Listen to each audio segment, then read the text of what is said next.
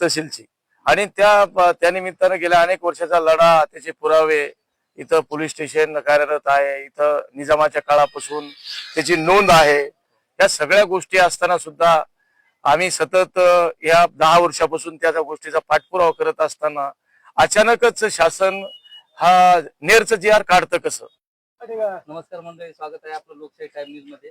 आज शिवली येथे जे भाऊ बोराडे आज शिवलीमध्ये आले, येथे त्यांची बैठक झाली. शिवली वाशिम त्यांनी काय चर्चा केली जाणून घेऊया याविषयी. तर नमस्कार आपलं.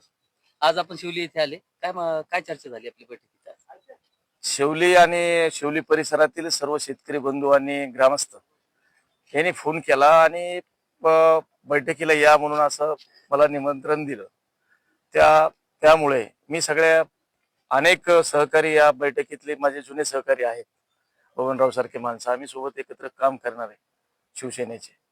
आणि जी सतत ह्या विषयात आज विषय त्यांचा सगळा, त्यांची जी नाराजी होती ती नाराजी अशी होती की बाबा आम्ही गेल्या अनेक वर्षाची जी मागणी या ठिकाणी तहसीलची करत होतो, अपर तहसीलची, आणि त्या निमित्तानं गेल्या अनेक वर्षाचा लढा, त्याचे पुरावे, इथं पोलीस स्टेशन कार्यरत आहे, इथं निजामाच्या काळापासून त्याची नोंद आहे.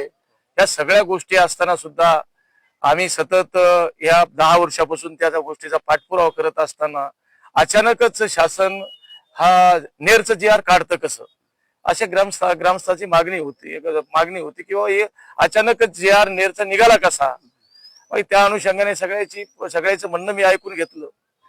मी विचारलं ते का, आता आपण त्यांना म्हणलो की आपण शिंदे साहेबांच्या माध्यमातून किंवा ही चूक कोण्या अधिकाऱ्याची, कुणी चूक केली, ही आपण एक डेलिगेशन शिंदे साहेबाला भेटू आणि शिवलीकराला न्याय देण्याची भूमिका या ठिकाणी जिल्हा प्रमुख म्हणून घेऊ, अशी चर्चा झाली या ठिकाणी. 17 मेंबरची बॉडी या गावाला, क्षेत्रफळाच्या बाबतीत सर्वात मोठं गाव असून सगळ्यात अगोदर त्यांचे जे अहवाल आहे, निवेदन आहे, सर्वात अगोदर ह्या गावानं दिलेला असून सुद्धा नेर हा गाव अप्पर तहसील म्हणून आज त्याची नोंदणी होत आहे, त्याचं जी.आर. येत आहे.